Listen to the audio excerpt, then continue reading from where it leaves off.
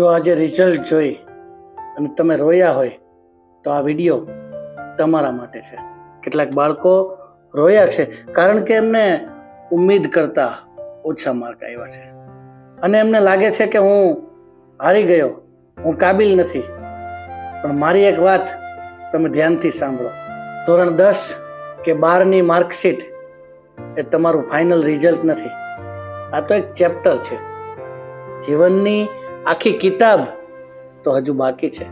આજે જે તમે ફીલ કરો છો, દુઃખ, દર્દ, ગિલ્ટની ભાવના હોય એ નોર્મલ છે, પણ એને તમારા જીવનની ઓળખ ન બનાવતા.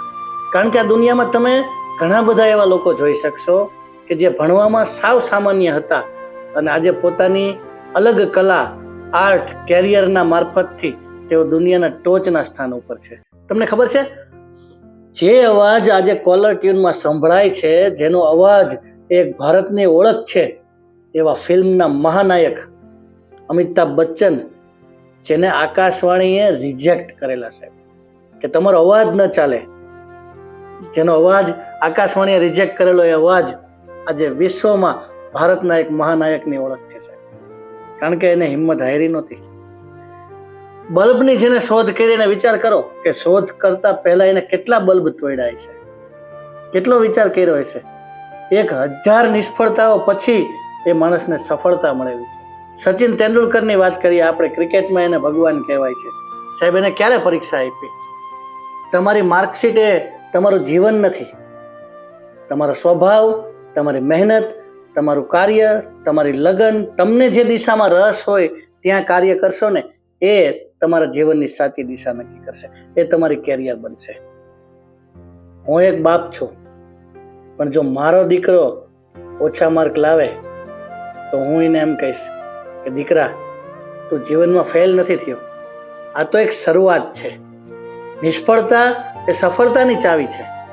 એવું આપણે બધાએ નાનપણમાં ભણ્યા છીએ. આ શું કામ ભણાવવામાં આવ્યું?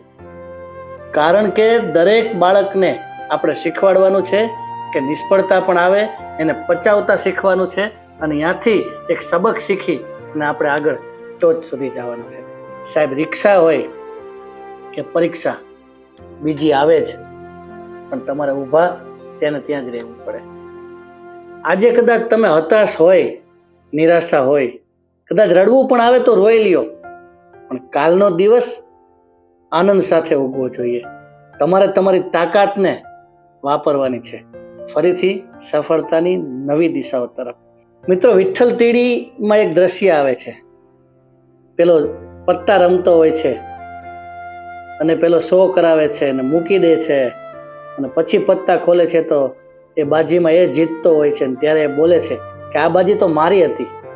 પણ વિઠ્ઠલ તીડી એમ કહે છે કે રમ્યો હોત તો.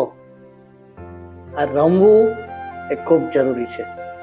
હતાશા કે નિરાશા જીવનમાં વ્યાપે તો આપણે બધું પડતું નથી મૂકી દેવાનું. સહેજ પણ નિરાશ નથી થવાનું. અનેક વાર કદાચ જીવનમાં નિષ્ફળતા આવે, એનાથી પાર થઈ અને આપણે એકવાર સફળ બનીને બતાવવાનું છે.